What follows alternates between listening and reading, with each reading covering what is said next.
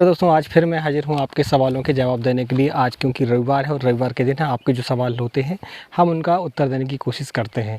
तो मैं हूँ राकेश साहू, आप देख रहे हैं एग्रो जीवन बातें किसान की। और जिन किसान भाइयों ने सवाल किया है और हमें ऐसा लगा कि उनके सवालों के जवाब हमें विस्तार रूप से देने चाहिए, तो उन सवालों को हमने इस वीडियो में लिया है। तो जिन किसान भाइयों का हमने सवाल नहीं ले पाया, कृपया वो हमें माफ़ करें और हम कोशिश करेंगे कि अगले वीडियो पर आपके सवालों के जवाब हम वीडियो पर ले सकें। तो यदि आपका कोई सवाल हो तो प्लीज़ कमेंट करें और वीडियो अच्छा लगे तो वीडियो को लाइक ज़रूर करें। चलिए वीडियो को शुरुआत करते हैं। पहला सवाल है दोस्तों अरविंद सिंह जी का, ये लिखते हैं कि सर होली की आपको शुभकामनाएं। तो भैया आपको भी शुभकामनाएं हमारी ओर से। सर टमाटर की रोपाई के 15 दिन हो गए हैं, 19-19 का स्प्रे कर सकते हैं क्या?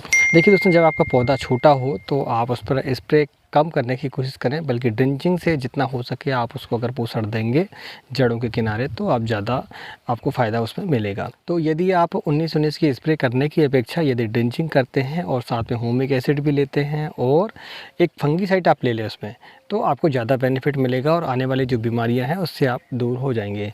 अब इसकी जो मात्रा रहेगी दोस्तों, वो आप पौधों की संख्या को देख लें कि आपके पौधों की संख्या कितनी है। हमारा जो अंदाज़ है कि लगभग 6 से 7 हज़ार पौधे टमाटर के आपके पर एकड़ पर काश्त होते हैं।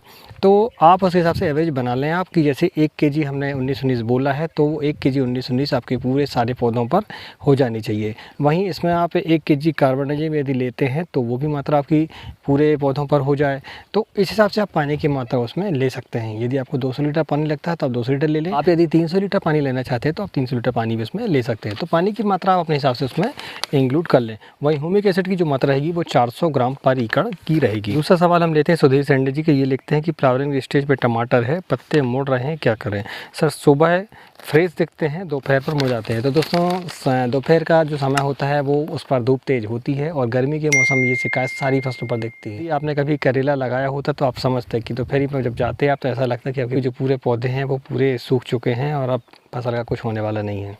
तो दोस्तों टेम्परेचर बहुत हाई रहता है। पौधा क्या करता है कि अपनी सुरक्षा के लिए पत्तियों को अपनी अंदर की तरफ जो है सोखेड़ लेता है। तो अपने को ऐसा लगता है कि पौधा जो है वो मुरझा गया है, लेकिन एक्चुअल में ऐसा होता नहीं है। वो अपनी पौधे की एक अपनी नेचर है, वो अपनी सुरक्षा के लिए ऐसा करता है। तो आप जब दोपहर में देखेंगे तो वो पत्ते आपको सिकुड़े हुए मिलेंगे और शाम को आप जब देखते हैं तो आपको पौधे जो है फिर से फ्रेश दिखेंगे और सुबह तो और बढ़िया फ्रेश दिखेंगे। कोई भी अगर स्प्रे आपको लेना है तो शाम के टाइम ही लें और पानी भी सिंचाई आपको करनी है तो शाम के टाइम ही करें। इसके बाद दोस्तों दूसरा सवाल है हमारा ऋषि जी का, ये लिखते हैं कि साहू टमाटर वायरस आना चालू हो गया है, उसे रोकने के उपाय क्या है? डेलीगेट रिजेंट वेनिमी का स्प्रे लिया हूँ, कुछ सुझाव दें। दोस्तों वैसे तो टमाटर में वायरस आने के चांस कम ही होते हैं यदि आपका मेंटेनेंस बढ़िया है। तो वायरस आने का मुख्य जो कारण होता है वो इंसेक्ट होते हैं हमारे, जैसे माइट्स है, वाइट फ्लाई है, थ्रिप्स है। तो यही जब कीटक हमारे बढ़ जाते हैं हमारी फसलों पर तो वायरस को फैलाते हैं। वायरस को रोकने के लिए ऐसी कोई दवाइयाँ मार्केट पर उपलब्ध है नहीं, आप उसकी सिर्फ रोकथाम कर सकते हैं। तो रोकथाम में ये है कि आप जो पौधा आपको इन्फेक्टेड लगता है कि वो वायरस आ चुका है उसमें, तो आप उस पौधे को उखाड़ कर दूर ले जाकर ज़मीन के नीचे उसको गाड़ दें ताकि जो है वो बीमारी दूसरे पर ना फैले। वैसे दोस्तों आप एक बार ध्यान रखें कि जो थ्रिप्स और माइट हमारी पौधे पर आती हैं तो पत्तियां जो है सिकुड़ जाती हैं, तो उससे ऐसा लगता है हमें कि वो वायरस इन्फेक्टेड हो गया, मगर एक्चुअल में वायरस के लक्षण अलग होते हैं। यदि उसमें पीलापन आता है, धब्बे धब्बे दिखाई देते हैं, तब हम उसको समझें कि वो वायरस है। हो सकता है कि सिर्फ आपके थ्रिप्स और माइट के चक्कर में आपको पत्तियां ऐसी लग रही हों जो कि वायरस आ चुका है। तो आप उसके लिए देख लें थ्रिप्स और वाइट फ्लाई को, और उनकी जो दवाइयां हैं वो आप डाल सकते हैं स्प्रे के रूप में। जैसे थ्रिप्स के लिए आप रिजेंट का इस्तेमाल कर सकते हैं, तो वो आपने कर लिया है। आप उसके लिए फिर दूसरा जो है वो आप लेमडा का इस्तेमाल कर सकते हैं। लेमडा आपका अलीगा में रहता है और उसमें थाइमेथाक्साम भी रहता है, तो आप उसको अगर डालते हैं तो थ्रिप्स भी और आपकी वाइट फ्लाई भी जो है समाप्त हो जाएंगी। तो आप अलीका का इस्तेमाल उसमें कर सकते हैं। वहीं यदि वाइट फ्लाई ज़्यादा है तो आप एसिटा का इस्तेमाल भी इसमें कर सकते हैं। और वैसे तो आपने बहुत महंगी दवाइयाँ डाल चुकी हैं। इसके बाद दोस्तों दूसरा सवाल है हमारा साकिर खान गुरवाल जी का, ये लिखते हैं कि नमस्ते सर, टोमेटो में सुंडी के लिए क्या करें? फ्लावरिंग स्टेज पर है, टोमेटो। दोस्तों जब भी आपकी फसल, कोई भी फसल हो, चाहे टमाटर हो चाहे दूसरी फसल हो, जब फ्लावरिंग स्टेज पर हो तो उसी समय आपको सुंडी के लिए विशेष ध्यान देना होता है, क्योंकि छोटे फल होते हैं हमें समझ में नहीं आता कि हमारे खेत पर सुंडी लग चुकी है।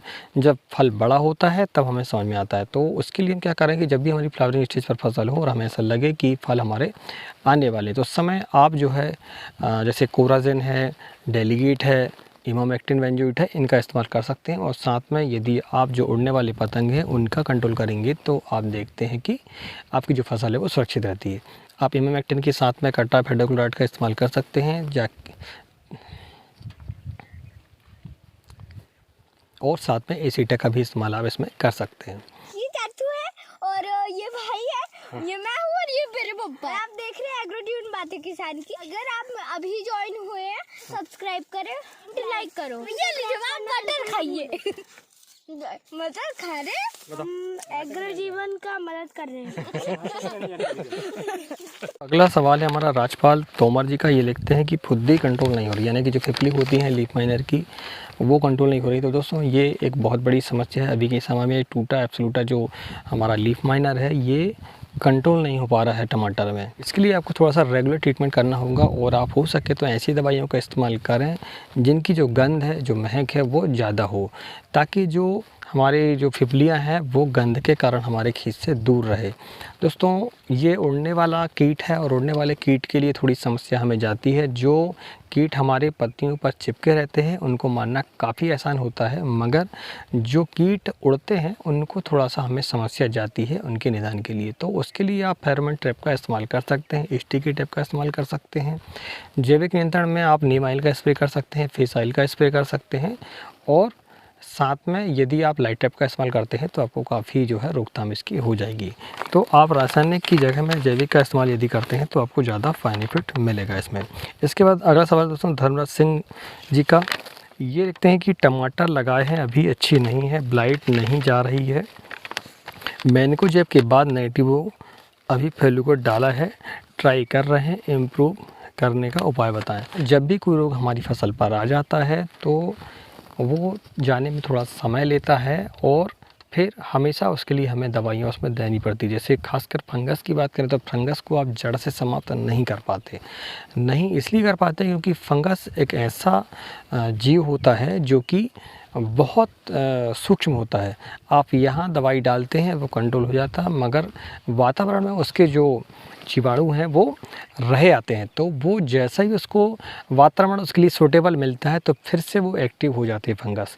तो फंगस की सबसे बड़ी समस्या यही है। इसलिए आप जो है 5-7 दिनों के अंतराल पर जो है फंगीसाइड का इस्तेमाल करते रहें। जैसे आपने अभी हाई टेक्निकल ले चुके हैं तो अब आप लोअर टेक्निकल लें, हल्के वाले टेक्निकल लें और इसके बाद फिर लगे तो आप भले ही फिर हाई टेक्निकल में जा सकते हैं। तो इसके बाद दोस्तों अगला सवाल है श्री राम सिंह लोधी जी का। ये लिखते हैं कि नमस्कार सर, टमाटर में दिन या रात में पानी लगाना चाहिए, आपको तो अनुभव होगा, लू से बचाने के उपाय बताएं टमाटर में। श्री राम सिंह जी, जब भी हम गर्मियों में फसल लगाते हैं, चाहे वो टमाटर हो, चाहे तरबूज हो, क्या और कोई अन्य फसल हो, तो उसके लिए हमें जो पानी की मात्रा है वो हमें आप शाम के 4 से 5 बजे के बाद कभी भी पानी उसमें लगा सकते हैं। रात में देंगे तो वो अच्छी बात है। यदि आप सुबह के समय पानी देना चाहते हैं तो आप सुबह 10 बजे तक पानी उसमें दे सकते हैं। आप स्प्रे भी यदि लेते हैं तो आपको स्प्रे भी 5 बजे के बाद लेना चाहिए और सुबह 8 बजे के पहले लेना चाहिए। अगला सवाल है हमारा गेंदू सिंह मरावी जी का। ये लिखते हैं कि सर आपका नंबर मिलेगा क्या। तो कई किसान भाई हमसे बात करना चाह रहे हैं, मगर समस्या ये है कि उतना समय उपलब्ध नहीं हो पाता हमारे पास कि हम जो है हमारे सारे प्यारे किसान भाई जितने भी हमारे उनसे हम पर्सनली बात कर सकें।